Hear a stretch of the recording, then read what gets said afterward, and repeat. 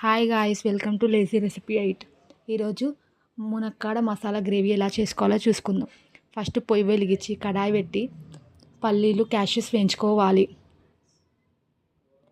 వేగిన తర్వాత మిక్సీ జార్లో ట్రాన్స్ఫర్ చేసుకోవాలి.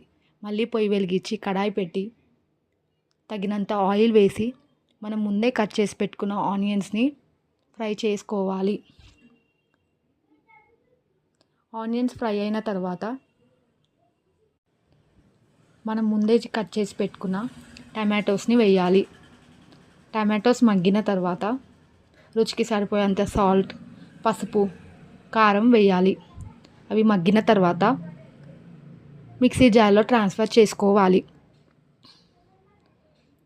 మళ్ళీ పొయ్యి వెలిగించి కడాయి పెట్టి కొద్దిగా ఆయిల్ వేసి మనం ముందే కట్ చేసి పెట్టుకున్న మునక్కాడల్ని లో ఫ్లేమ్లో 2 minutes వేయించుకోవాలి.